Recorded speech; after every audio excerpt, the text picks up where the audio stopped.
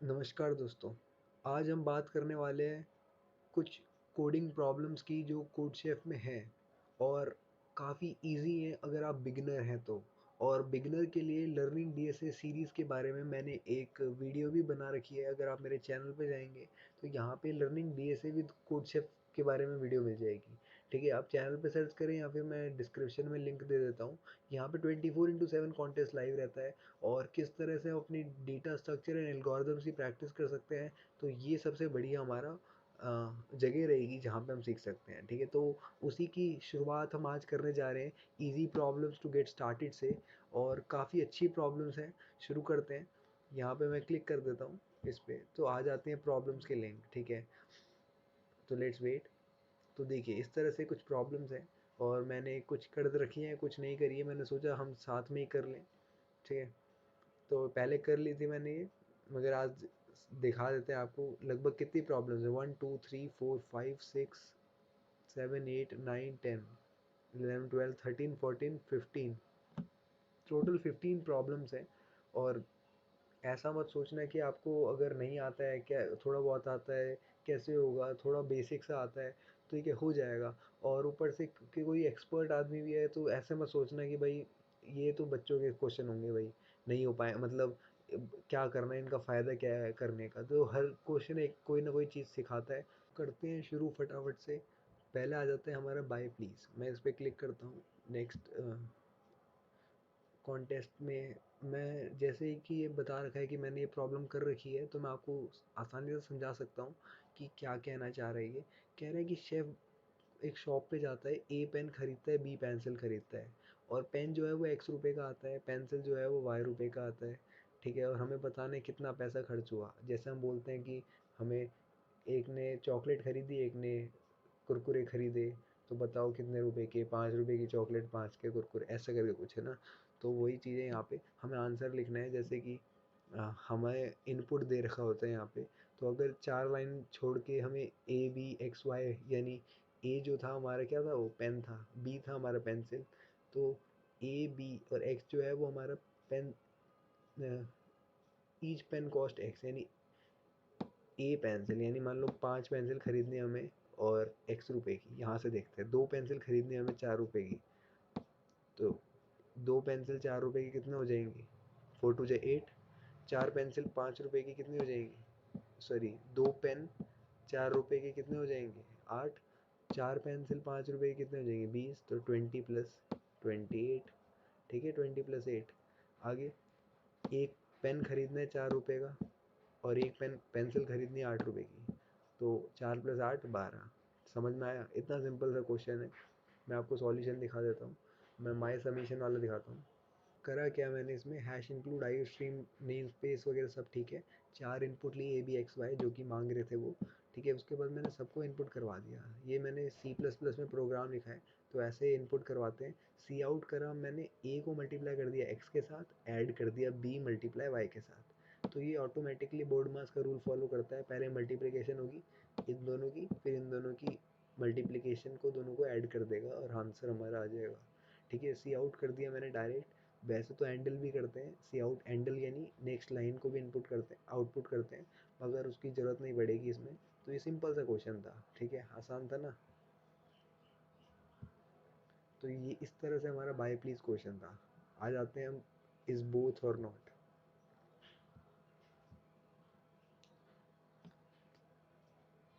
ये प्रॉब्लम क्या कहना चाह रही है हमें कि हमारे पास एक नंबर है। ठीक है, इज बोथ और नॉट प्रॉब्लम है। ठीक है, ये लिंक जो है आपको डिस्क्रिप्शन में दिखे जाएंगे, आप भी क्वेश्चन कर सकते हैं। You are given a number n. If n is divisible by 5 or 11 but not both, then print 1। या तो नंबर 5 से डिवाइड हो जाए या 11 से डिवाइड हो जाए। ठीक है, दोनों से नहीं होना चाहिए तो 1 लिखना है। अगर दोनों से हो पा रहा है तो बोथ लिखना है। ठीक है, बोथ या 1। तो if n is not divisible by 5 और 1 या 11, सॉरी, मतलब देखो 5 से डिवाइड हो रहा है या फिर 11 से डिवाइड हो रहा है तो 1 लिख दो। दोनों से डिवाइड हो रहा है तो फिर बोथ लिख दो। किसी से डिवाइड नहीं हो पा रहा तो नन लिख दो। ये 3 हमारे पार्ट आ जाते हैं। इनपुट हमारे पास एक नंबर होगा, आउटपुट हमारा print the answer in a new line. ध्यान देना इस बात का। ठीक है, तो ये देखो बोथ ने कैपिटल लेटर सब कुछ कैपिटलाइज लिखना है, जैसे 110 है, ये 5 की टेबल में भी आता है, 11 में भी आता है, तो बोथ हो गया। 16 जो है ना वो 5 की टेबल में आता है ना 11 में, तो नन आ गया। ठीक है, तो यहाँ एक्सप्लेनेशन भी दे रखी है। सिंपल सा क्वेश्चन था ये। मैं माई सॉल्यूशन पे ही दिखा देता हूँ आपको। तो यार देखो ये है हमारा सिंपल सा सॉल्यूशन। कह रहे हैं कि मैंने तो सबसे पहले हैश इंक्लूड आई स्ट्रीम, ये पहले से होता ही है। मैंने इनपुट करवा दिया n, ठीक है, जो कि ये मांग रहे थे। मैं थोड़ा बड़ा कर देता हूँ यार, जिससे कि तुम्हें देखने में आसानी हो। इनपुट करवा दिया n, सी इन n, ठीक है। पहले हमने इनिशियलाइज करा, फिर इनपुट करा लिया। अगर 5 से डिवाइड हो रहा है, ये मॉड्यूलस का साइन होता है। अगर रिमाइंडर मतलब कि एक नंबर है जिसको 5 से डिवाइड करने पे रिमाइंडर 0 आ रहा है, यानी वो 5 से डिवाइड हो रहा है। एंड यानी या तो ये होगा, मतलब ये होगा, एंड ये होगा, ठीक है। तो यानी दोनों ही होने चाहिए। यहाँ पे एंड मतलब होता है दोनों ही, ठीक है। और ये पाइप की कंडीशन होती है और की, या तो ये होगा या ये होगा, ठीक है। यहाँ पे कह रहे हैं हम ये भी होना चाहिए और ये भी होना चाहिए, ठीक है। यानी 5 से भी डिवाइड होना चाहिए, रिमाइंडर 0 देना चाहिए, 11 से भी डिवाइड होके 0 देना चाहिए, तो बोथ आउटपुट हो गया, ठीक है। एल्स इफ, अगर ये ठीक हो पाया तो नहीं, वरना एल्स पे आ जाओ। एल्स इफ कह रहे हैं या तो 5 से हो जाए या 11 से, किसी एक से भी हो जाए चलेगा, ठीक है। यहाँ दोनों से नहीं कह सकते, मतलब देखो और में क्या होता है, इन दोनों में से कोई एक भी हो जाएगा चलेगा, दोनों भी हो जाएगा चलेगा, ठीक है। मगर यहाँ दोनों वाला कंडीशन में ऊपर पहले ही कर दी, इसलिए हम बच गए, ठीक है। यानी हमारा आंसर जो आएगा वो सही आएगा, ठीक है। यहाँ पे अगर दोनों से भी हो जाता तो तब भी 1 आ सकता था, मगर हमने यहाँ पे बोथ लिया है, क्योंकि हमने इफ कंडीशन में पहले ही हमने काम कर दिया है, ठीक है। इन दोनों में से कोई एक भी होता है तो 1 आता है। एल्स सी आउट नन, यानी इसका मतलब किसी से नहीं हो पाया है तो नन आ जाएगा, रिटर्न कर दिया 0, ठीक है। यहाँ पे भी हैंडल कर सकते थे हम, अभी दिखाएंगे आपको। ये हमारा सिंपल सा कोड जो कि इन्होंने प्रूव कर लिया है, ठीक है। ये हमारा प्रॉपर सॉल्यूशन है। देखो सिंपल सा था ना क्वेश्चन। नेक्स्ट आ जाते हैं फाइंड फैक्टर्स पे, ठीक है। फाइंड फैक्टर दिखा देता हूँ। तो फाइंड फैक्टर पूछता है, फैक्टर्स फाइंडिंग बोलता है कि हमें एक नंबर दे रखा है n, find all the distinct factors of n, ठीक है। फैक्टर क्या होते हैं अभी बताता हूँ आपको। देखो हम एक इनपुट जो करना है नंबर n करना है, ठीक है। और आउटपुट जो होगा वो क्या होगा, in the first line print the number of distinct factors of n, ठीक है। पहले तो n के फैक्टर बताने हैं, और in the second line print print all distinct factors in ascending order and separate by spaces, ठीक है। तो आपको देखो जैसे कि हमारे पास इनपुट में 4 आया, ठीक है। और 3, इसका मतलब 4 के 3 हमारे पास फैक्टर हो जाएंगे, ठीक है। यानी एक नंबर है 4, इसके फैक्टर्स क्या होते हैं, यानी 4 किस किस की टेबल में आता है, ऐसे बोल सकते हैं हम। 3 लोगों की टेबल में आता है, ठीक है। उनको असेंडिंग ऑर्डर में लगाए, यानी इंक्रीजिंग ऑर्डर में। 1 की टेबल में 4 आता है, आता है। 2 की टेबल में आता है, और 4 की टेबल में तो आता ही आता है। तो ये 3 है, इन तीनों की टेबल में 4 आता है, तो आंसर आ गया हमारे ये पूरा आंसर लिखना है। 3 होना चाहिए, फिर अगली लाइन में 1 2 4। एक और एग्जांपल देख लेते हैं। मान लो 6 है, ठीक है। तो अब 6 किस किस की टेबल में आता है, आंसर आ रहा है 4 लोगों की टेबल में आता है। कौन कौन, 1, एक देखो 1 की टेबल में तो हर कोई नंबर आएगा, और उसकी टेबल में यानी 6 है तो 6 की टेबल में, 4 है तो 4 की टेबल में 4 तो आएगा ही आएगा। यानी 2 आंसर तो होने ही होने हैं, ठीक है। अगर प्राइम नंबर है तो प्राइम नंबर में यही तो होता है, खुद खुद की टेबल से जाता है और 1 की टेबल से जाता है। अब यहाँ पे 6 था, तो 6 तो 2 की टेबल में भी आता है, 3 की टेबल में भी आता है ना। तो 1 2 3 6, तो ये चारों आंसर हो जाएंगे, ठीक है। एक्सप्लेनेशन दे रखी है, ठीक है। इसको करने का तरीका क्या है, अच्छा क्वेश्चन है ये, और थोड़ा टाइम लगता है सोचने में कि कैसे करेंगे। तो मैं आपको सॉल्यूशन दिखा देता हूँ यार एक बार। तो इसमें बेसिकली करा क्या है मैंने, ये चीज़ें तो पहले से होती हैं, ठीक है। यहाँ पे आ जाता है हमारा आंसर, ठीक है। इंट मेन के अंदर ये पूरा हमारा लॉजिक रहेगा। तो मैंने क्या करा, इनिशियलाइज कर दिया, एक एन ले लिया जो कि क्वेश्चन में दे रखा है, मतलब हमें इसका इनपुट मिलेगा। काउंट को मैंने ले लिया 0, और एक एरे ले लिया 100 का, ठीक है। 100 का क्यों लिया, क्योंकि हम मैक्सिमम वैल्यू लेके चलते हैं, ठीक है। वो देखते कितना भी हो सकता है, मतलब मैंने ले लिया एक 100 ले लिया, ठीक है। हमने इनपुट ले लिया, यानी जो यूज़र हमें देगा। फिर हमने फॉर का लूप चलाया 1 से लेके n तक, है ना। और n modulus i equal equal to 0, यानी अगर यहाँ पे देखो, अच्छे इस क्वेश्चन में हर एक क्वेश्चन के अपने अपने तरीके होते हैं और किसी का अलग तरीका होता है, किसी का अच्छा तरीका होता है। तो मैंने बेसिक तरीका लगाया है, ठीक है। इसमें भी ऐसा नहीं है कि परफेक्ट सॉल्यूशन है, ऐसा बिल्कुल नहीं कह रहा हूँ मैं। एकदम लेमैन सॉल्यूशन, यानी आम आदमी समझ सकता है, ठीक है। तो मैंने क्या करा, 1 से लेके n तक लूप चलाया। अगर n मॉड्यूलस आई करोगे इक्वल इक्वल टू 0 आ रहा है तो काउंट को बढ़ाते जाओ, है ना। यानी आप जैसे कि मान लो कि n जो था हमारा 4 था, ठीक है। जब हमने एग्जांपल देखा था तो 1 से लेके 4 तक चलेगा।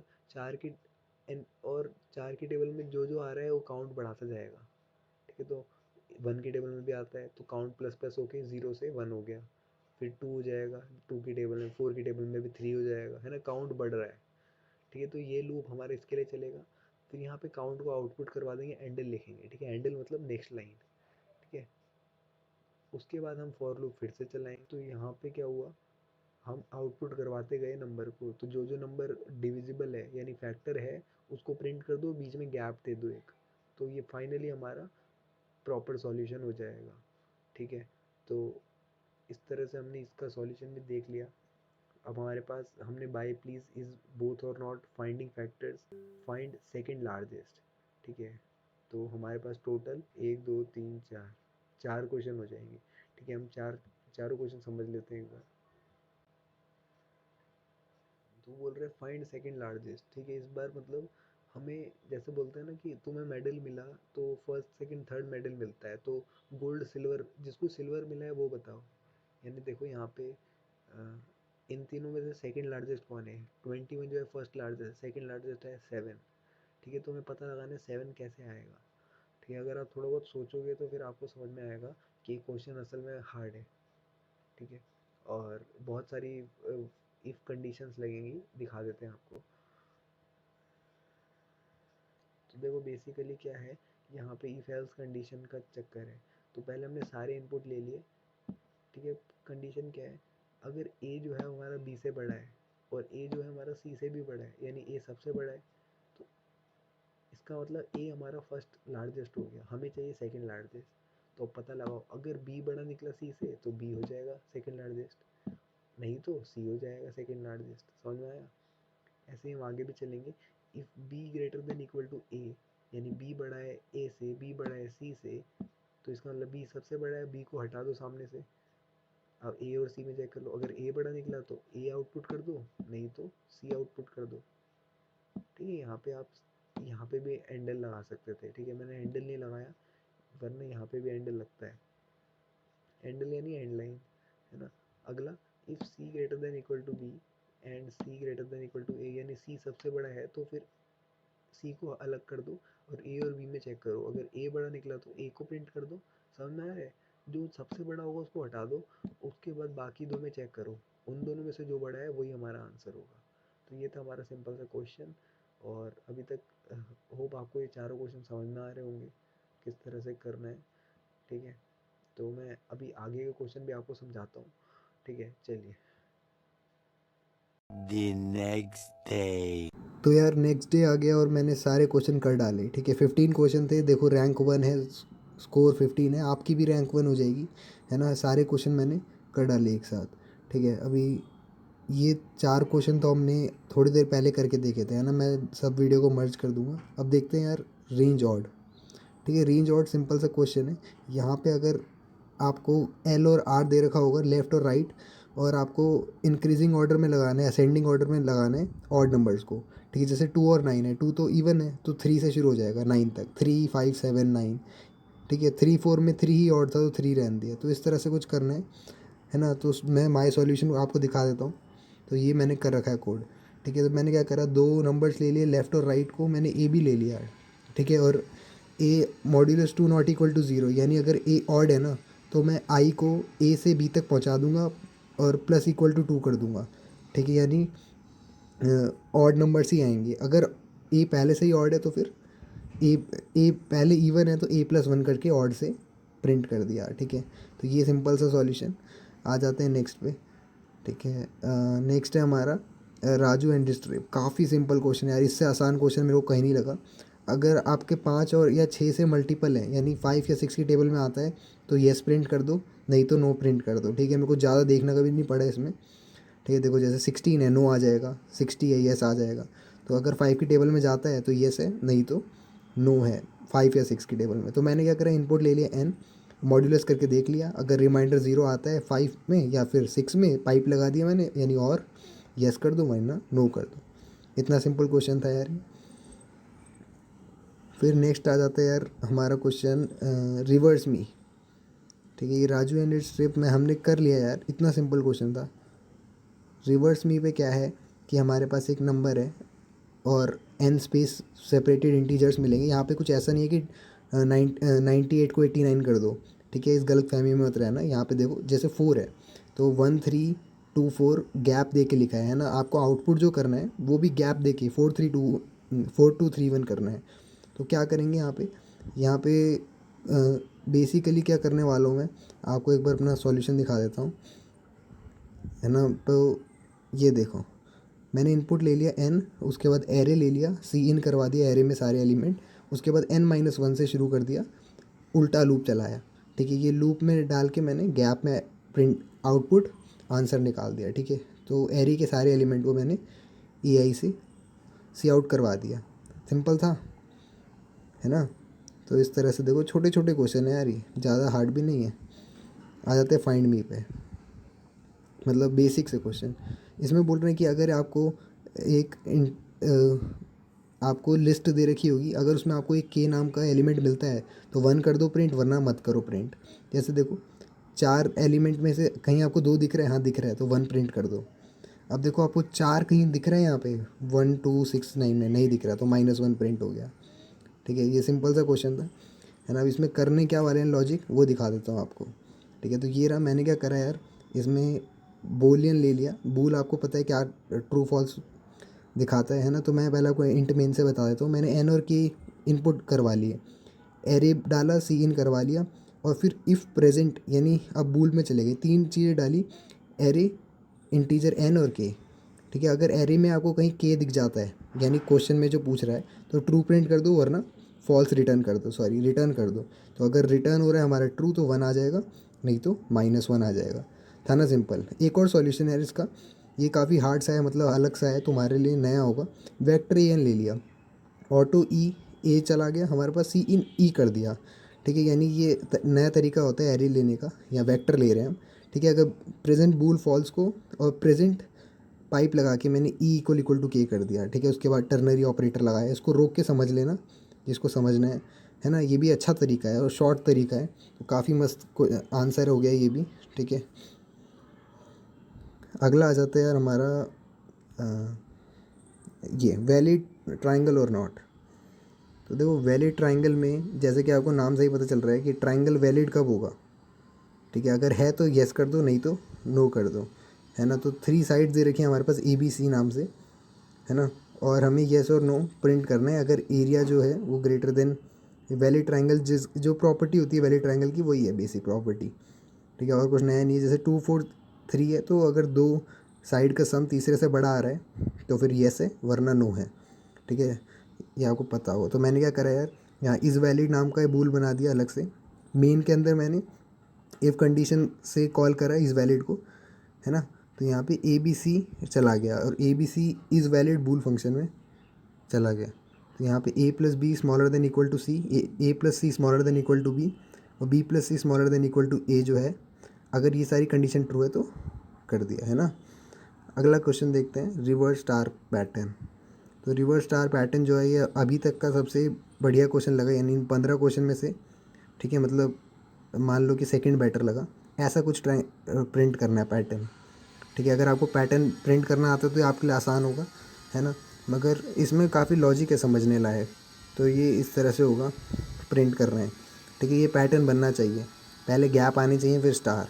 तो देख लो एक बार तसल्ली से सॉल्यूशन को देख लो कैसे लूप चलाएंगे।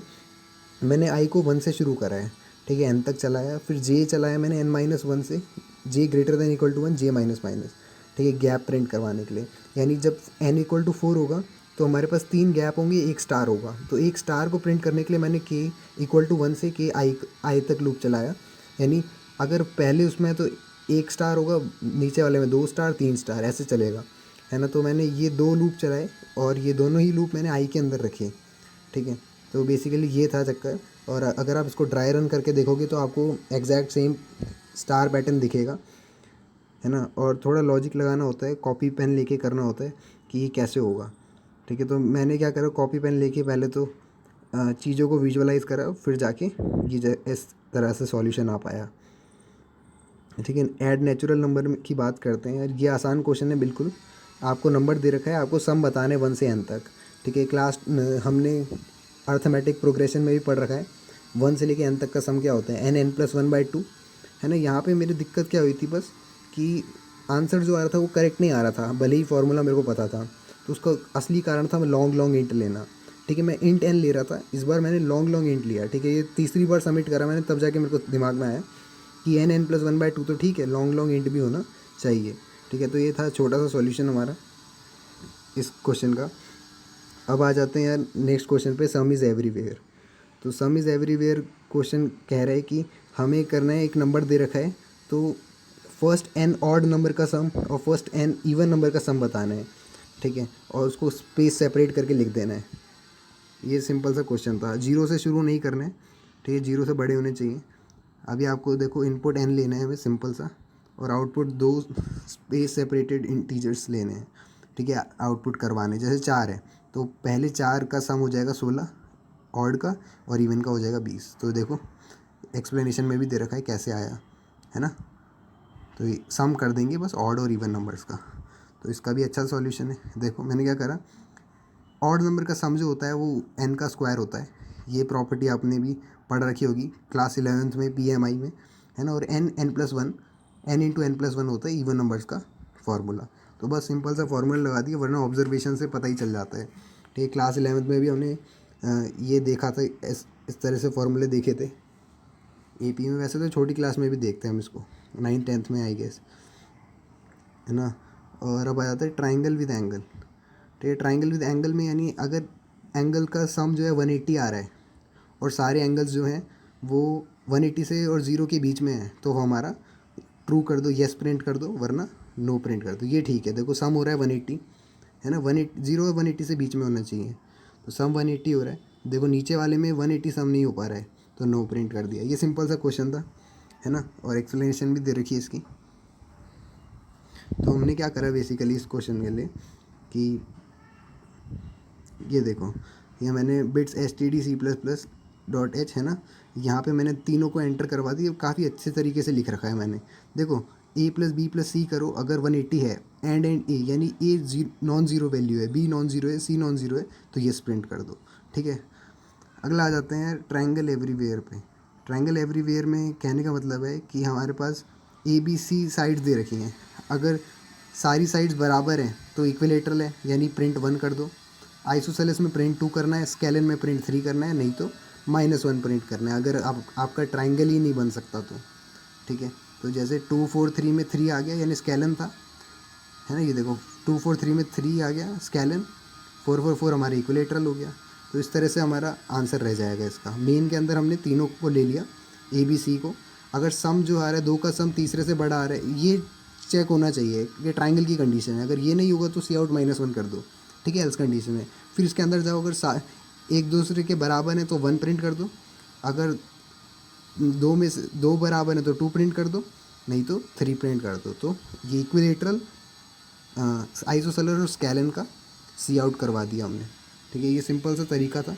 अब इसको इसमें पहले बेसिक ट्रायंगल की कंडीशन फुलफ़िल होनी चाहिए, तब जाके बात पहुंचेगी हमारी आगे, ठीक है। तो यही करा है इसमें, पहले अगर A B के बराबर B C के बराबर तो हमने इक्विलेटरल कह दिया, ठीक है।